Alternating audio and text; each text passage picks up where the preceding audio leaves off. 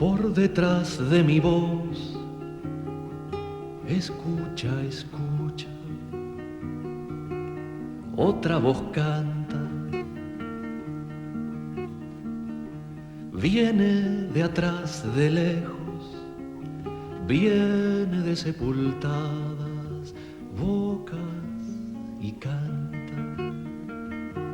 Dicen que no están muertos, escucha, los escucha, mientras se alza la voz que los recuerda y canta. Escucha, escucha, otra voz canta. Dicen que ahora viven en tu mirada, sosténlos con tus ojos, con tus palabras, sosténlos con tu vida. Muy buenos días, muy buenas tardes, muy buenas noches, según dónde y cuándo nos estén viendo. Esto es Haciendo Memoria, el programa de Crisol, la Asociación de Expresas y Expresos Políticos del Uruguay. En este nuevo formato, desde los estudios del portal de la Asociación de la Prensa del Uruguay. ¿Cómo le va, Fernanda? ¿Cómo le va, Alfredo? La verdad que estamos re contentos con este segundo programa en este nuevo formato. Hemos tenido respuestas súper importantes, súper lindas. Les mandamos saludos a todos los que nos han felicitado, así que encantadísimos con eso. Y desde ya anunciarle a la audiencia que después de unas pequeñas informaciones vamos a tener una entrevista muy especial con una primicia a nivel nacional. Que bueno, porque vamos a tener al abogado Pablo Chargonia del Observatorio Luz Ibarburu con nosotros, que va a hacer anuncios importantes, inéditos. Pero antes de todo esto tenemos algunas informaciones, como por ejemplo contarles por dónde estamos saliendo. Estamos saliendo por YouTube, nuestro canal Crisol, que ustedes saben que se tienen que suscribir para llegar a más gente, entre todos nos vamos encontrando. También por el portal de APU, que entran a apu.uy. Nos escuchan por la frecuencia 808 de Salinas, nos escuchan también por Radio La Zurda, la radio compañera, los viernes a las 15 horas, los viernes a las 23 horas y los domingos más o menos a las 10 de la noche estamos ahí como para terminar la semana con más información. Muy bien, y en la técnica, porque esto lo hace posible no solamente quienes salimos al aire, sino también mucha gente que no se ve, ¿no? Mucha gente que no se ve, pero que cómo trabaja. Henry Durán y Jorge Daniel Díaz, José Olivera, Rodi Olivera y Ezequiel Reboiras están trabajando día a día para que salgamos lo mejor que podamos. Y como siempre, en la parte informática, Agustín Bérgolo, que siempre nos da una mano, ¿verdad? Sí, en la conducción, Fernanda Cabrera, quien les habla, Alfredo Rivera a mi lado. Y para comunicarse con nosotros tenemos nuestro teléfono mensajero, el 091-028-578. Ustedes nos mandan lo que quieran, una información que quieren que demos, alguna invitación a algún evento, alguna presentación del libro. Hay cosas que se nos escapan. Bueno, de saludos, por supuesto, como recibimos la semana pasada, encantados de recibirlos. Y si no, nos pueden escribir a crisol2003@gmail.com. Y saludos que vamos a ir leyendo en el transcurso de los próximos programas. Pero además, quienes son socios o quienes se quieran asociar a la Asociación de Expresas y Expresos Políticos, aclaramos que tiene que ser jubilado, ¿no? Jubilados o pensionistas. Exactamente, tiene convenios muy interesantes. Tenemos convenio con SUAT, con Cooperativa Camino, con Previsión, con Procardias, con Tucine, con la Asociación Cristiana de Jóvenes. Para obtener más información, comunicarse con Tito López al 24084-465 o al celular 099-408-655. Nos han preguntado por WhatsApp en qué consisten los beneficios. Los vamos a ir ampliando en distintos programas para que ustedes estén informados de eso. Efectivamente. Bueno, recuérdeme, porque yo soy muy olvidadizo, Fernanda, ¿por qué celular se pueden mandar mensajes de WhatsApp para que leamos y estemos al tanto de lo que piensan algunos oyentes de nosotros? 091-028-578 es el teléfono mensajero de Haciendo Memoria. ¿Cómo fue que me dijo? 091 028-578. Muy bien. Perfecto. Bueno, y lo decíamos al principio, ¿no? Tenemos como invitado al abogado Pablo Chargonia del Observatorio Luz Ibarburu Tenemos como invitado y como el placer de tenerlo como columnista. Por supuesto, además es columnista y que siempre nos pone al día sobre los temas judiciales. Y hoy en especial tenemos alguna primicia relacionada con lo que se conocía como el FUSNA. ¿Cómo le va, Pablo Chargonia? ¿Qué tal? ¿Cómo andan? ¿Cómo estás, Pablo? Fernanda, Alfredo, muchas gracias por la invitación. Placer ser columnista del programa. Y enhorabuena por el nuevo medio de comunicación. Igualmente saludos a las compañeras y compañeros que escuchan y que ven esto. Yo elegí este espacio para anunciar algo que en los medios nacionales todavía no está, pero que me resulta sumamente importante brindarlo, que es la solicitud de la fiscal Sabrina Flores del procesamiento de 9 represores que torturaban en el puerto de Montevideo. Ese es el titular. Después voy a explicar por qué es la fiscal Sabrina Flores la que pide el procesamiento y no la fiscalía especializada del doctor Ricardo Percivale, pero desde ya estamos hablando de una solicitud de enjuiciamiento sumamente trascendente. Y siempre es bueno establecer por qué la importancia, por qué la trascendencia de los hechos, de las cosas, ¿no? Y repetir una y otra vez porque estos temas nunca se pueden dar por saldados. Digamos, la defensa de los derechos humanos, en mi modesta opinión, no tiene un cierre. Nunca es suficiente lo que se haga respecto de la memoria, de la verdad, de la justicia, de las garantías de no repetición. Cuando uno cree haber llegado a algunos consensos, escucha voces de banalización, de negacionismo, de otra vez dar vuelta a la página, en sus distintas variantes, porque muchas veces tenemos que enfrentar estrategias como de muros que se van derrumbando y otros que se van abriendo, una especie de círculos concéntricos que hay que estar permanentemente derrumbando. Entonces, para decir esto es importante, hay que decir, y por qué razón sería trascendente lo que vamos a anunciar de esta solicitud de enjuiciamiento. Y hay que ir una vez más al concepto de terrorismo de Estado como cuestión fundamental.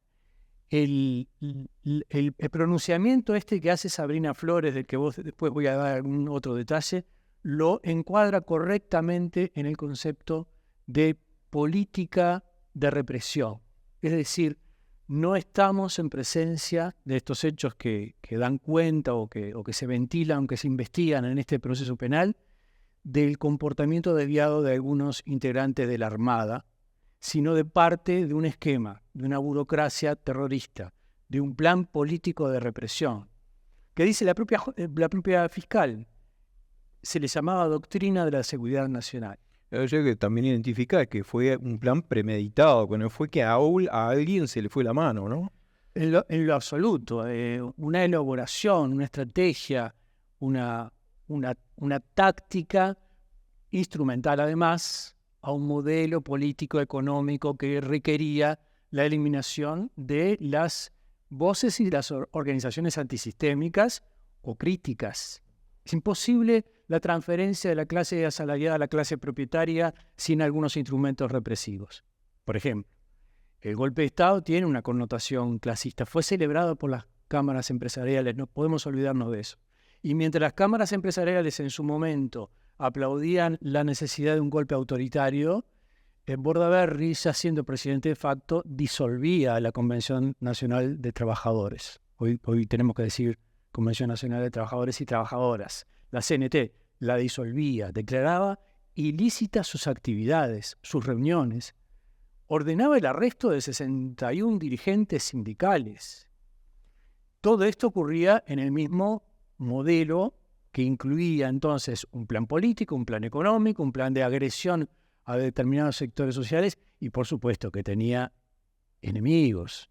Y esa era la izquierda organizada, los sindicatos, el movimiento estudiantil con conciencia clasista, desde luego los partidos demócratas, y luego se extendería la represión, incluidos partidos tradicionales o algunos de los sectores de los partidos tradicionales que no estaban de acuerdo con la deriva autoritaria o con el golpe de Estado y se transformaban en enemigos de la dictadura. no fue en lo absoluto el desvío de algún sujeto, sino una práctica colectiva, institucionalizada y estatal.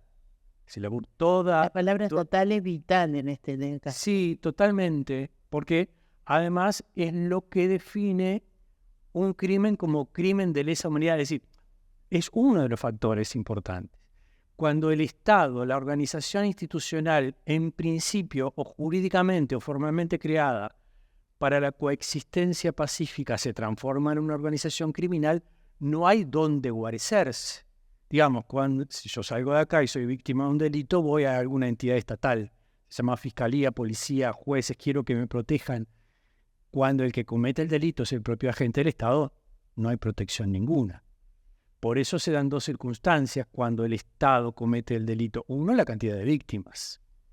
Supera cualquier número de cantidad de víctimas que podría atribuírsele inclusive a la macrocriminalidad. Aún la asociación para delinquir, el narcotráfico, pongamos por ejemplo, la trata de personas, las más organizadas, las más poderosas, que cometen efectivamente delitos gravísimos en cantidad de miles, cuando se trata de grandes organizaciones criminales, no llega a cometer la cantidad de lesiones a las personas que puede cometer el propio Estado, porque es una organización que siempre supera a cualquier asociación para delinquir.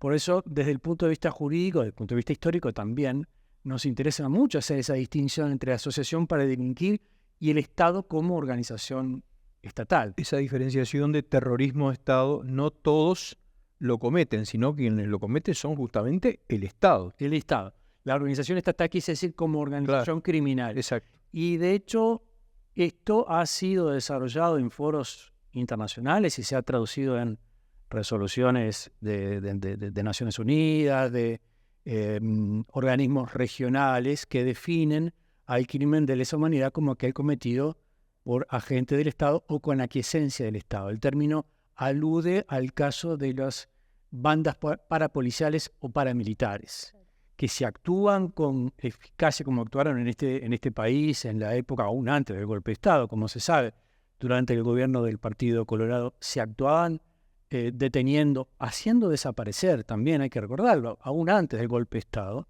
y lo hacía el Escuadrón de la Muerte. Si eso lo podían hacer era porque el Estado ambientaba esa situación, la veía, la justificaba, en cierto sentido la alentaba y jamás la perseguía. Por eso dicen las normas jurídicas, crímenes cometidos por agentes del Estado o con la aquiescencia, con el apoyo del Estado. Podrían ser particulares, pero siempre con el apoyo del Estado. Y se llega a la conclusión de que estos crímenes, a diferencia de los delitos ordinarios, no pueden prescribir jamás. El transcurso del tiempo no puede ser nunca una guarida, por ejemplo, para estos torturadores del puerto de Montevideo, ni para ningún otro que haya cometido crímenes de lesa humanidad, crímenes de guerra o genocidio. Y no puede haber amnistía ni ninguna otra forma de beneficio que, por ejemplo, diluya las consecuencias penales de los tardíos juicios. Y hago con esto una referencia a los proyectos de prisión domiciliaria, que es la forma que adquiere la impunidad cuando no se pueden frenar los juicios. Digo, con una obvia referencia al proyecto originariamente impulsado por el Partido Cabildo Abierto. Sí, un paréntesis en todo eso, como me parece que es importante recalcarlo, que es el término de violación de los derechos humanos. ¿Quiénes violan los derechos humanos? Porque ha habido una discusión en meses pasados, creo que todavía alguna gente sigue reafirmando que los derechos humanos pueden ser violados por cualquiera, cuando en definitiva justamente también son los estados los que violan los derechos humanos. A ver cómo es eso. Sí, es interesante ir a las definiciones básicas. ¿Qué es un derecho y cuándo estamos en presencia de un derecho humano? Hay un autor que dice son expectativas positivas y negativas. La expectativa que tiene un ciudadano de no ser secuestrado por un agente del Estado, violado sus garantías del debido proceso y ser condenado sin ningún juicio. Eso es una expectativa negativa, que algo no ocurra. Tengo derecho al debido proceso, tengo derecho a la libertad, tengo derecho a defenderme. Cuando esos derechos no son respetados, entonces estamos en presencia de una política cometida por el propio Estado que es capaz de detener, de secuestrar, de no reconocer el debido proceso y de condenar finalmente. Y eso lo puede hacer el Estado en la medida que el Estado es el que está obligado a respetar mi libertad y a respetar mi derecho a no ser atormentado cuando estoy detenido.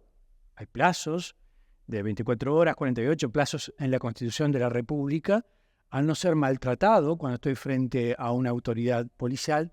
Y finalmente, si voy a ser privado de mi libertad, es porque ejercí antes mi derecho de defensa. Por lo tanto, el Estado tiene la obligación de respetar mi derecho a ser defendido. A ser defendido, a presentar recursos ante un tribunal imparcial.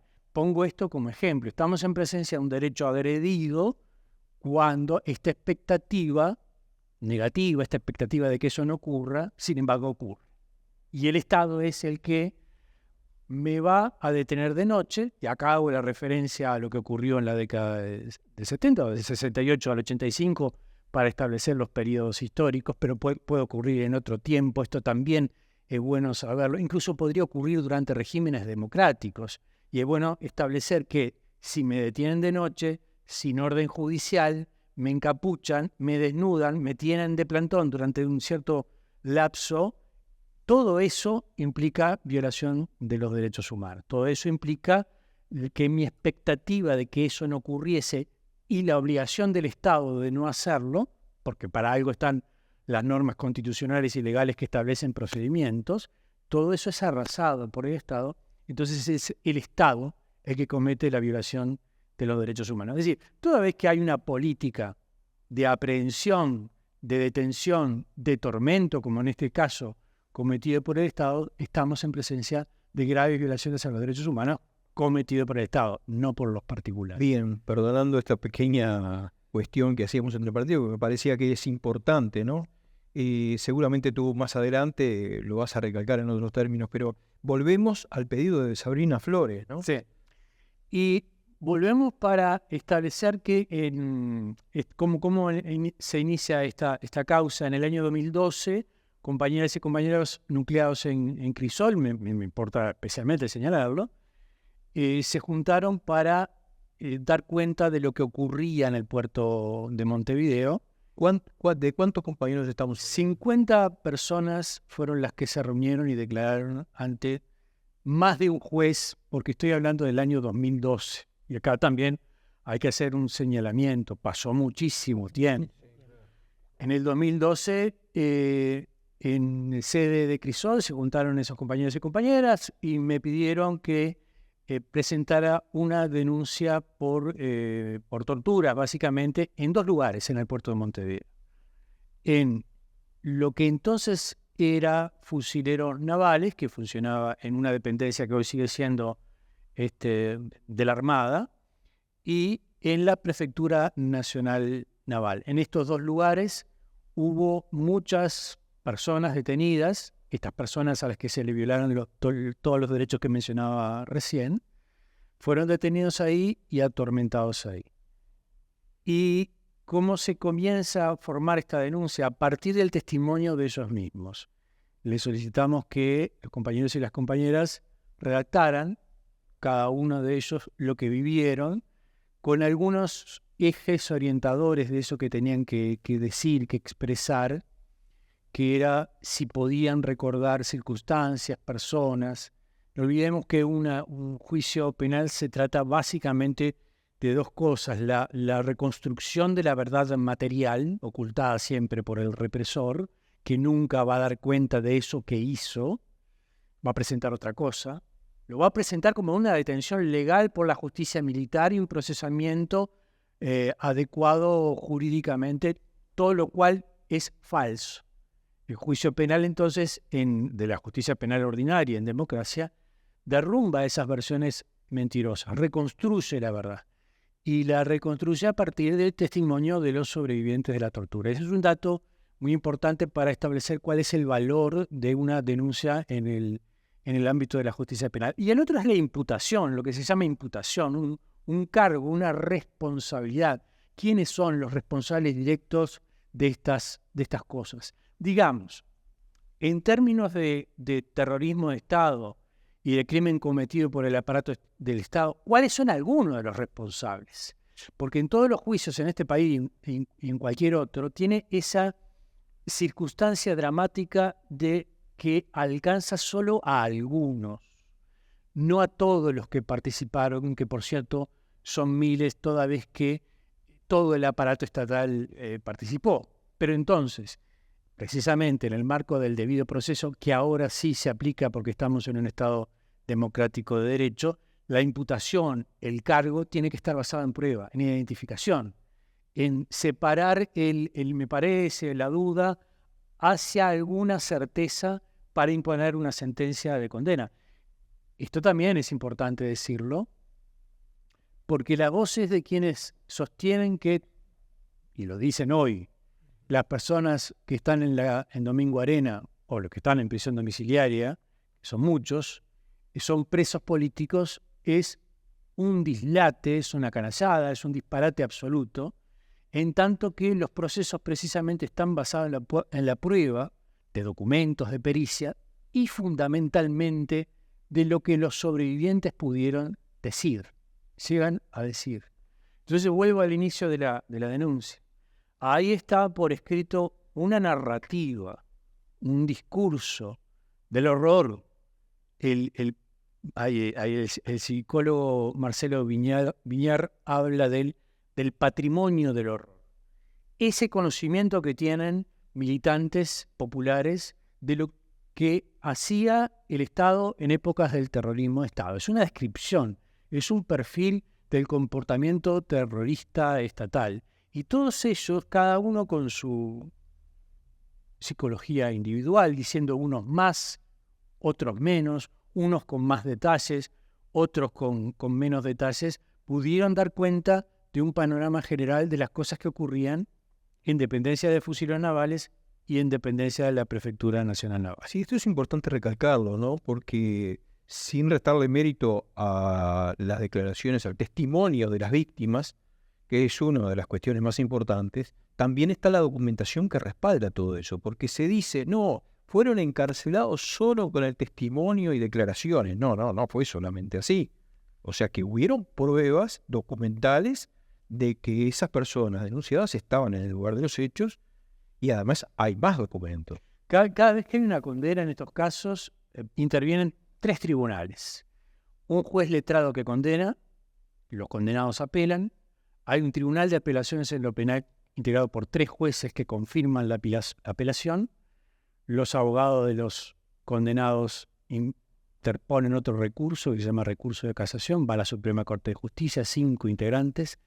Todos estos tendrían que estar confabulados para condenar a un inocente, lo que es un disparate que no resiste el menor análisis. Entonces vuelvo a decir... Eso es parte de las garantías del debido proceso, ¿no? Exactamente. En este país no hay presos políticos y los que están condenados en Domingo Arena, por decirlo gráficamente, los que están condenados porque hay plena prueba de lo que cometieron y su crimen es además aberrante y es definido por el derecho internacional como un crimen imperdonable y en todos los foros internacionales se los trata como enemigos del género humano. El interés que se tiene en estos procesos es un interés de la humanidad. A esto se arribó a mediados del siglo pasado, aunque hay que volver a decirlo en el 2024. A mediados del siglo pasado, ¿qué pasó? Que se revelan los crímenes del nazismo y se dice, no, esto es intolerable, no se puede admitir. Hay algunas consideraciones que hacen el Tribunal Militar de Nuremberg. Está claro que algunos otros crímenes de guerra, la bomba de Hiroshima y Nagasaki, nunca fue juzgada. Pero esos principios generales que establecían que hay crímenes imperdonables se han venido desarrollando en todo el derecho internacional desde mediados del siglo pasado hasta ahora. Por lo tanto, los que fueron condenados por torturas, por desapariciones, por ejecuciones, desde el aparato del Estado, desde todo el poder del Estado, siendo algunos civiles, otros militares, otros policías, merecen que sean considerados como lo que efectivamente son, enemigos del género humano y en lo absoluto presos políticos. Entonces, esa denuncia se presenta en el año 2012 y se ratifica. Cada uno de estos compañeras y compañeros volvió a vivir. ¿Ya era la cantidad que son hoy? eran 50, son 50 los que comparecieron ante la justicia para declarar todo lo que habían vivido. Y cuando digo declarar todo lo que habían vivido, siempre recuerdo una psicóloga en Argentina que nos decía quien declara sobre lo que padeció en las cámaras de la tortura, lo revive. No lo cuenta, no cuenta como si fuera ajeno, sino que lo vuelve a vivir. Y yo doy cuenta de eso porque estuve en las audiencias. Recuerdo audiencias donde una de las fiscales, no Sabrina Flores, porque una de las circunstancias que ocurre cuando pasa tanto tiempo es que pasan muchos fiscales y muchos jueces a cargo de esta causa. Pero una fiscal sentirse muy conmovida al punto de que le resultaba difícil ejercer su función de preguntar a una víctima que estaba embarazada, que estaba en ese lugar y que tenía que volver a decir, volver a vivir lo que había ocurrido en ese lugar. Todas estas compañeras y compañeros declararon lo que habían experimentado, lo declararon ante un juez. No voy a mencionar los nombres, pero sí tal vez de algunas figuras públicas. Ahí compareció Eduardo Brenta, que contó de lo que sufrió, digo que es un exministro, es una figura conocida, de lo que vivió en ese lugar, o León Lev, que también estuvo ahí en ese lugar, y en general todos repiten un modus operandi que también me importa decirlo, es decir, en ese plan el tratamiento a los detenidos tenía un patrón, un marco, eran detenidos e inmediatamente sometidos a una primera etapa, una primera fase de tortura que se conoce como el ablandamiento en la propia jerga militar, y que luego los peritos, después del corte voy a explicar un poco mejor esto, los peritos médicos legales describen qué es eso del ablandamiento, porque tiene importancia desde el punto de vista médico forense y desde el punto de vista jurídico también. Bueno, estamos llegando al momento de una pausa y después de la pausa vamos a continuar con más Haciendo Memoria, el programa de Crisol, la Asociación de Expresas y Expresos Políticos del Uruguay, con una interesante entrevista además con nuestro columnista, el abogado Pablo Chargonia del Observatorio Luz Ibarburu. Vamos a la pausa entonces. Nos vamos a la pausa y enseguida volvemos.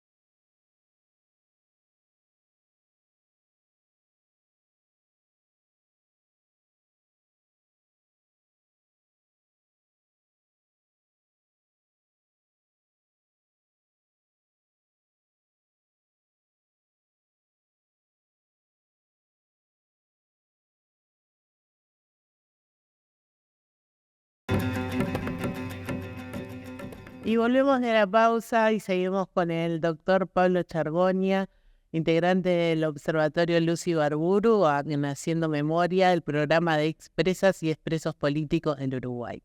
Muy bien, y acá con Pablo Chargone, así que es además columnista de este programa, estábamos hablando justamente de esta información, esta primicia del pedido de Sabrina Flores de procesamiento. Más adelante ahora tú vas a dar justamente a quienes pide el procesamiento. Y estamos hablando, antes de llegar a eso, de la parte de la metodología de la tortura en una etapa al principio que se le llamaban el ablandamiento. A ver, ¿cómo era eso? Y decía que tiene importancia desde el punto de vista médico forense y desde el punto de vista jurídico por dos razones.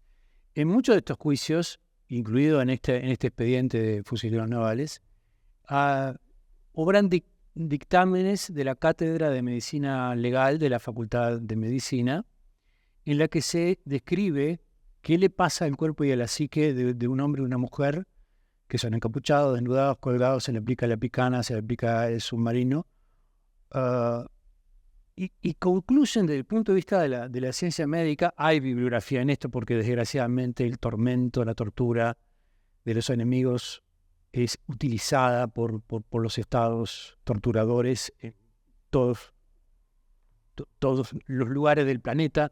Es muy decepcionante la historia de la humanidad en ese sentido. Se sigue aplicando, lamentablemente, a pesar de que se hacen todos los esfuerzos para definir a la tortura como crimen de lesa humanidad inamnistiable e imprescriptible.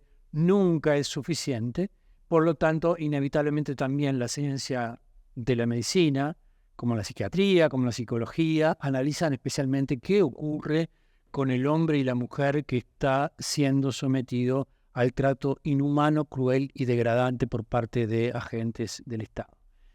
Y hay algo que se llama tortura de deprivación, dicen desde estas pericias médico-forenses, la deprivación de sueño, la deprivación de agua, de higiene, de poder tomar un descanso. Eso también es intencional, es el plantón, es el retiro de la posibilidad de la alimentación básica mínima, de un vaso de agua. Todos ellos, en este caso y en otros muchos casos, lo cuentan, y las pericias llegan a la conclusión de que todos los hombres y mujeres sometidos a estas circunstancias llegan a un estadio del umbral, a un umbral de la muerte, porque la pregunta directa es: ¿existía riesgo de vida? Pregunta la Fiscalía o pregunta un juez a quien sabe sobre esto, y la respuesta es sí. Cuando ocurre esta circunstancia, en el medio del miedo, sin posibilidad de descanso, sin saber qué va a ocurrir en el futuro, la circunstancia tiene este nivel de gravedad. Y ahí se ata con la cuestión jurídica, porque en el Código Penal son distintas las lesiones leves que las lesiones graves o gravísimas. Y la tortura encuadra en la lesión más grave a partir de documentos técnicos, que era lo que vos decías. Hay prueba, por supuesto que hay prueba científica respecto de la gravedad del daño y de la imputación jurídica que se va a hacer luego. Porque importa señalar también, otra vez volviendo a la dimensión, antes de dar los nombres de los que la fiscal Sabrina Flores quiere que se enjuicien, importa señalar que a la salida de la dictadura, este es un dato histórico, pero en 1984 hubo una especie de pacto social que estaba integrado por los partidos políticos, las cámaras empresariales que en algún momento no les convenía a la dictadura y se apartaron. Hubo una devaluación en 1982 y aquellos que fueron agentes favorecedores del golpe autoritario luego le soltaron la mano. Eso también hay que recordarlo, y en lo que entonces llamaba el PIT o el PIT-CNT. Hay que recordar de que uno de los objetivos fundamentales era la aplicación, el golpe de Estado, la dictadura, la aplicación de un modelo económico y social, que era imposible aplicarlo por las buenas, había que aplicarlo a través de... Y algunos actores empresariales que en algún momento reclamaron autoritario y dijeron: nos conviene ahora que se reinstitucionalice este país porque... Recordamos a la Asociación Rural, por ejemplo, que fue muy enfática apoyando la dictadura. Y en esos acuerdos que llamó Concertación Nacional Programática, había un capítulo destinado a decir: hay ciertas violaciones a los derechos humanos que no pueden permitirse y que deberían ser investigadas por la justicia penal cuando se restablezca el Estado democrático de derecho. Eso también hay que recordar. Eso. Hay una ley que es 15.737, la recuerdo de memoria porque es importante, que es la que establece la amnistía a algunos presos políticos y la reliquidación de penas a otros detenidos políticos. No fue una ley de amnistía general. Dadas las condiciones de prisión, a algunos se les computó 3 años por cada 2 años que habían vivido y eso permitió su liberación, que es una cosa distinta a la amnistía. Pero en esa misma ley se dice en su artículo 5 que los crímenes cometidos por el Estado o con aquiescencia del Estado, vean ustedes la terminología, es la misma que yo utilicé en el bloque anterior, esos quedan fuera de la amnistía. En ese momento, los ecos de aquella concertación programática de la salida de la dictadura que pretendía alguna forma de juzgamiento todavía estaba presente en el año 1985, estoy diciendo. Esos tenían que ser juzgados. Los ladrones de niños, los desaparecedores, los torturadores tenían que comparecer ante la justicia penal. Un año después hay que recordar que borraron con el codo lo que escribió con la mano. Ley de caducidad de la pretensión punitiva del Estado, y precisamente militares y policías quedaron amparados hasta el año 2011. ¿Por qué la fiscal Sabrina Flores actúa en este caso y no el fiscal especializado doctor Ricardo Percivale? Porque en su momento una de las fiscales adjuntas, que creo que está retirada actualmente por cese jubilatorio, tenía un vínculo con alguna de las víctimas y eso obligaba, como obliga a todos los operadores judiciales, a excusarse en casos en los que un eventual involucramiento con familiares le impida actuar, y así lo hicieron. Por lo tanto, el caso pasó a fiscalías comunes, estuvo en varias fiscalías, eso también demoró esta causa. Recuerdo la intervención del fiscal Pacheco, el fiscal Gilberto Rodríguez, y finalmente recayó en la Fiscalía de Flagrancia y 12º turno de Sabrina Flores, que analiza el expediente, lo estudia esa pericia médica que acabo de decir, estudia lee los testimonios del patrimonio del horror o de ese coro de sufrimiento que se expresa en la palabra de las víctimas de la tortura y llega a solicitarle a la jueza Isaura Tórtora el procesamiento con prisión de 9 personas que voy a mencionar por reiterados delitos de abuso de autoridad contra los detenidos, reiterados delitos de lesiones graves y reiterados delitos de privación de libertad en calidad de coautores. Acá hay una discusión que hemos planteado en otras columnas muchas veces, es si la imputación que corresponde es tortura o estos delitos que acabo de mencionar, y no hay acuerdo entre los distintos operadores judiciales. Una de la posición, que es coincidente con la posición de la Fiscalía Especializada, es que deben imputarse los delitos que estaban vigentes entonces y no el delito de tortura. De todas maneras, lo que se describe, dice la propia fiscal Sabrina Flores, es la tortura que sufrieron todas estas personas, lo califica como trato inhumano, cruel y degradante. La propia privación de libertad es un delito en el que todos ellos intervinieron en calidad de coautores, no le da ninguna legitimidad, esto también es bueno decirlo, a lo que se llama justicia militar, que de justicia no tenía nada. Los tribunales militares eran dependencia de las Fuerzas Armadas, por lo tanto no tenían el menor rasgo de imparcialidad propio de un órgano judicial. Y también hay que decirlo desde el punto de vista político otra vez. Esto fue establecido por las élites democráticas en 1972, en la Ley de Seguridad del Estado. Las cúpulas de los 2 partidos tradicionales consideraron que debían dar la entrada a las Fuerzas Armadas para que jugaran civiles. Y le abrieron la puerta a este estado de guerra.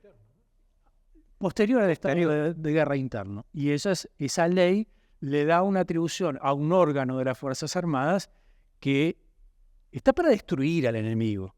No está nunca de más decirlo cuando se vuelven a escuchar voces una y otra vez de saquemos a los militares a la calle para que, todos lo sabemos, vayan al Barco Marconi, a Casa Base y a Cerro Norte, porque no están pensando en ninguna otra cosa.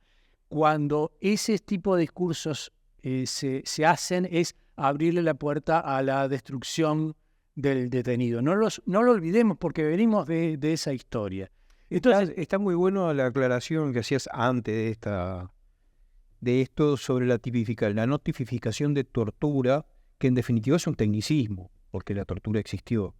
absolutamente es una discusión sobre imputación, pero estamos hablando claramente del tormento del cuerpo colgado, estamos hablando de la picana, estamos hablando de la picana, el submarino, la violación. Y eso lo describe absolutamente la fiscal Sabina Flores sin ninguna duda con relación a estos casos. ¿A quiénes le pide a la jueza que se enjuicie con prisión? A Felipe Diacaba, Alex Lebel, Arturo Dini, que es un médico, Federico Lebel, Víctor da Silva, Raúl Lecumberri, Ricardo Custodio, Tabaré Danners y Héctor Corvo.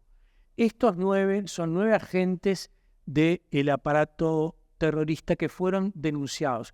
Todos ellos tienen, porque estamos en un Estado de Derecho, el principio de inocencia a su favor. Pero yo también tengo que decir que cuando la fiscal pide el enjuiciamiento con prisión de estos sujetos, es porque también hay otra cosa, que son los elementos de convicción suficiente para entender que incurrieron en estos delitos que mencionó la fiscal. Hay que decir todo esto para encuadrar precisamente la solicitud en el marco del Estado de Derecho en el que nos estamos moviendo. Sí, esta es de un grado, además era y es de un grado de violencia y agresión extrema, ¿no? Porque hay hasta un médico, y en las sesiones de tortura casi siempre había algunos médicos involucrados, ¿no? Sí, este médico... Reafirma lo del cívico-militar.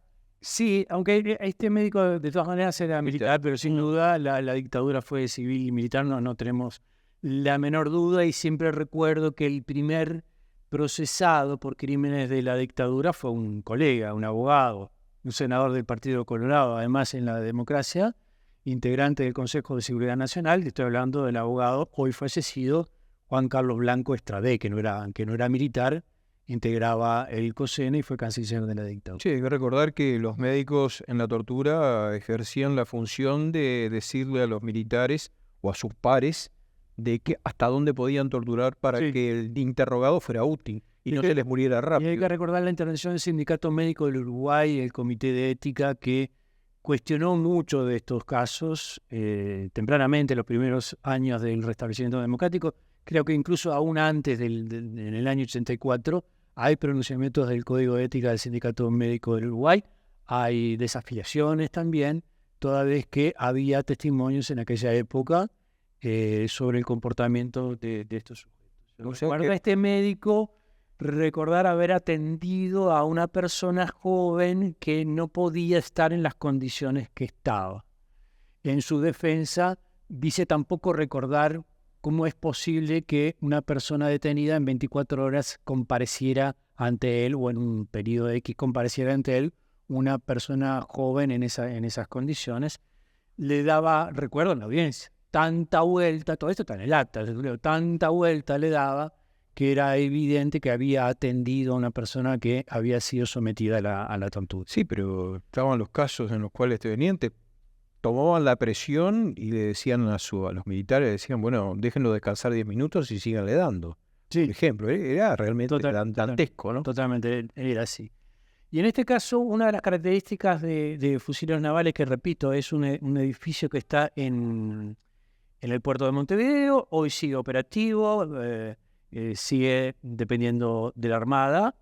Hay, sí, un memorial, una placa que recuerda que en ese lugar, en ambos lugares, en Fusileros Navales y enfrente en Prefectura Nacional Naval, se detuvo a personas y fue uno de los lugares, de los centros de represión del terrorismo de Estado. Es importante lo de las placas de sitio de memoria porque, primero, valga la redundancia por la memoria, pero además porque Fusileros Navales ya no está más ahí, está en otro lugar, está allá en el cerro, pero bueno, la memoria es importante, recordarla también con una placa, con un monumento, y con la lucha cotidiana, ¿no? Una circunstancia que yo la considero como un vínculo de los tantos que hay, me parece, entre memoria y justicia. Primero, soy de quienes no separan una cosa de la otra. Creo que hay una unidad Justicia, Verdad, Memoria y Garantía de No Repetición, son capítulos que nosotros separamos a los efectos conceptuales, pero forman parte de una misma unidad, digamos. No hay justicia sin memoria y no hay memoria sin una forma de justicia que distinga el responsable del no responsable. En oportunidad de una visita a ese lugar, ingresaron unos, yo no recuerdo, creo que eran 20 o poco más de 20 compañeras y compañeras a ese lugar. Volvieron, pero eso fue en el 2014, octubre de 2014. Pero esta vez no detenidos ni encapuchados, sino como denunciantes, como promotores de un juicio para que se responsabilice a algunos de estos, como a estos 9 que acabo de mencionar. A 2 años de la denuncia, A 2 a años 10 años de la denuncia y a 10 años de esta petición de la fiscal. Y eso fue una visita, una inspección ocular dirigida por la jueza Julia Estarico, con la participación de fiscal adjunta. Creo que la fiscal titular era Raquel González, pero ella no participó, sino participó una fiscal adjunta. Y estos sí revivieron cuando declaraban en el juzgado de la calle Misiones, entonces estaban en la calle Misiones. Imaginemos esto, lo que fue revivir esa circunstancia de ese lugar que todos recordaban, todos no, pero muchos recordaban que tenía algo parecido a una rampa. Están encapuchados, los llevaban, los traían, pero no recordaban cómo ascendían, cómo bajaban, hablaban de unos sótanos. La idea de nivel alto, nivel bajo, de niveles de ese centro de represión era difícil. Eso era una constante en todos ellos, todos encapuchados. Y cuando se logra entrar con la jueza, se ve que hay efectivamente una rampa. Hay rampas, porque ese fue un lugar de atención sanitaria y las rampas eran necesarias para el uso de camisas. Hoy sigue siendo usada porque es un centro de atención sanitaria en ese lugar para gente de la Armada y su familia, ¿no? Y tuvieron la oportunidad de ver ese lugar, o de ver el lugar que está relativamente modificado, donde recibían lo que podían llamarse las visitas de los familiares, pero que eran otra forma de la tortura, y una forma atroz de la tortura, porque los niños veían a su papá o a su mamá en una milicia, había una pared de bloques y apenas podían verlo a través de un pequeño agujero, y todos recordaban también en ese momento que en una especie de atalaya, en un lugar más alto, un agente de fusileros navales armado a guerra, vigilando ese encuentro entre el padre y la madre y el pequeño niño, o perros que eran asusados para asustar tanto al preso político como a su familia. Me importa destacar que esta es otra de las formas de la tortura y que la tortura no se limitó a los muros del centro de represión ni a los que podríamos llamar presos políticos. El entorno familiar también fue objeto de un trato inhumano, cruel y degradante, y estoy hablando también de niños. A ese estado de lesión y de daño nos estamos refiriendo cuando hacemos referencias a estos casos. Otras circunstancias características de estos lugares de tortura era no poder distinguir día de noche, porque no había luz natural. Estuvieron semanas, en algunos casos meses y en algunos casos años, con luz eléctrica, luz artificial, lo que implicaba también una circunstancia muy, muy particular. Y también muchos recuerdan las circunstancias de lo que llamaba el zafarrancho, que también era la deprivación de sueño. Es decir, hacer ruido, golpear las rejas con los palos, con los instrumentos que tenían los agentes de la Armada para que no pudieran dormir. Eso se hacía con una importante frecuencia. Recuerdan también un episodio muy particular que los marcó muy especialmente, de una ocasión, no saben si de noche o de día, por lo que acabo de decir, pero en las que le lanzan granadas de humo en las pequeñas habitaciones, en las pequeñas celdas en las que compartían su prisión. Orden de cuerpo a tierra, se tiran al suelo y empiezan a intoxicarse por el humo, porque les lanzan intencionalmente una granada de humo dentro de ese lugar. muchos de ellos y ellas dicen creíamos que era el final, porque esas circunstancias también se daban. Las amenazas eran permanentes, los simulacros de fusilamiento, la tortura en presencia de la pareja, en varios casos, y familiares. Hay un compañero que habla que de su hermano, que no tenía ninguna militancia política, también va a ese lugar y lo torturan frente a él. La circunstancia de la tortura frente al familiar es de un horror, es de una inhumanidad indecible. El sesgo de género, que yo en algún escrito lo planteo, porque me parece, y esta es una crítica que le hago tanto a Fiscalía como a la Justicia, inclusive a la Fiscalía Especializada, la falta de la perspectiva de género que hay en estos casos.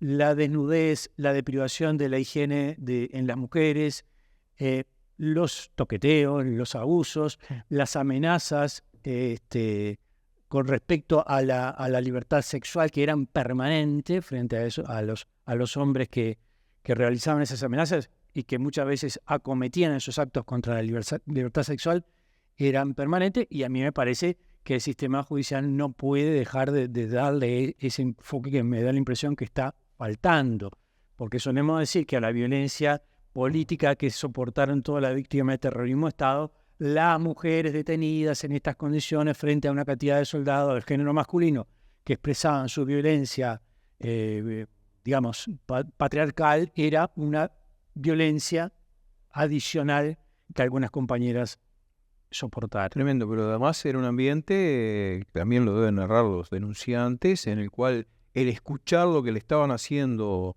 o a su familiar, o a su amiga, o a su amigo, a su compañera, etcétera, era dantesco también. Y muchos de ellos cuentan que la amenaza era, si no decís tal cosa, vamos a hacer tal otra en el cuerpo y en la psique de la persona que era familiar suyo, que estaba detenido. Bueno. Que a veces estaba detenido, a veces no, pero la persona detenida no lo sabía y podía creer que efectivamente...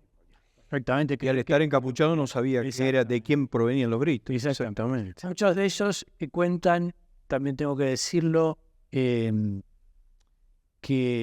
una de las cosas más terribles era escuchar los gritos de otros, que se escuchaban permanentemente. Los gritos de las personas que estaban siendo torturadas en ese momento. Muchos cuentan que en Prefectura Nacional Naval hay sótanos que se inundaban porque estaban sobre el muelle. Entonces agua, ratas y ellos, los cuerpos de los torturados, formaban parte de la vida atroz que pasaron en ese momento. Hay que recordar que era en el puerto de Montevideo, ¿no? En esos edificios largos que están arriba de los muelles, ¿no? Llegamos a bajar esas escaleras, estoy hablando en el 2004, dije recién, estamos en plena democracia. Era ya siniestro bajar acompañado de un juez, simplemente para hacer un reconocimiento. Solamente bajar a ese lugar era impresionante. Es difícil imaginar lo que vivieron estas personas que además fueron torturadas en esos sótanos inundables y oscuros durante tanto tiempo. Esto formó parte de la tortura en el puerto de Montevideo. Y lo que hace entonces la fiscal Sabrina Flores es pedir que finalmente, después de tanto tiempo, el derecho de las víctimas de ser oído por un tribunal, protegido por un tribunal, finalmente se desarrolle. Vuelvo a decir, es un pedido que la jueza en algún momento, no sé cuándo, eso no lo puedo saber, pero tendrá que darle una respuesta. Por eso sí es muy importante que la Fiscalía General de la Nación, que no representa a las víctimas, pero que sí representa a la sociedad, haga esta solicitud, porque ya no es el discurso de los expresos políticos el que está diciendo que estas cosas ocurrieron en el puerto de Montevideo solamente, sino es el propio Estado, a través de la Fiscalía General de la Nación, que dice estas cosas ocurrieron en Montevideo. Estos son los responsables según elementos de convicción que tengo y que quiero que haya un juicio para que en el marco del debido proceso, cuando haya plena prueba, se condene. Si no hay plena prueba, se absuelva, pero que ese juicio efectivamente ocurra. muy importante. Estaría bueno que recalcara los nombres de este pedido de procesamiento que hace la jueza Sabrina Flores sobre procesamiento con prisión. ¿Quiénes son? ¿A quiénes se les hace este pedido? Se les hace a Felipe Viacaba, Alex Lever, Arturo Dini, Federico Lebel, Víctor da Silva. Perdón, el apellido Lebel suena. Sí. Y es el hijo de aquel prohombre, son los dos hijos de aquel militar Que se opuso no a la dictadura, golpista y exactamente. democrático, pero los hijos torturaban en fusiles navales. Raúl Lecumberri, Ricardo Custodio, Tabaré Danes, Héctor Corvo. Y Tabaré Danes hizo una carrera brillante, como se sabe. Fue comandante en jefe de la Armada, tengo las fechas acá, del 2004 al 2006. Esto también está indicando algo. Fue el S2 es la inteligencia de la Armada, tiene la misma terminología del Ejército. Inteligencia de la Armada supone saber, tener un rol muy preponderante porque era tener información sobre todas las personas a las que iban a detener y a las que iban a interrogar. Y luego fue juez sumariante. Las dos personas que mencioné, tanto Brenta como Lev, lo mencionan a Tabaré Danes. ¿Por qué lo identifican especialmente? Porque le sacan la capucha para que firmen, con la amenaza además que si no firmaban esa acta mentirosa, desde luego, porque es arrancada por tortura, iban a seguir siendo torturados. Tabaré Danes está identificado por las víctimas sobrevivientes de la tortura en el puerto. Bueno, es una lástima que se nos queda corto siempre el programa cuando llegas al final, porque siempre ya quedamos para engancharnos con otros temas, porque además hay toda una historia detrás del FUNA, están las denuncias del desertor Ray Piuma también, que también habla del FUNA y habla de la metodología, pero no es el tema Simplemente que la fiscal pide la extradición de Fleming Galo, que está en España, y la extradición de Trócoli, que está condenado en Italia, esa es otra historia, pero de Fleming Galo también, uno de los colaboracionistas que operaba a favor de este aparato. Sobre él tendríamos también ratos en Crisol para hablar. Bueno, y estamos llegando al final. Te agradecemos mucho al abogado Pablo Chargonia del Observatorio Luz Ibarburu por haber estado aquí en Haciendo Memoria, el programa de Crisol. Y ya nos estamos despidiendo, ¿verdad? Ya nos estamos despidiendo con la promesa de que dentro de poco volverás a estar con nosotros con algunos de estos temas. Y por verdad, memoria, justicia y nunca más terrorismo de Estado. Crisol está más que nunca en lucha para que los más infelices sean los más privilegiados. Hasta el próximo.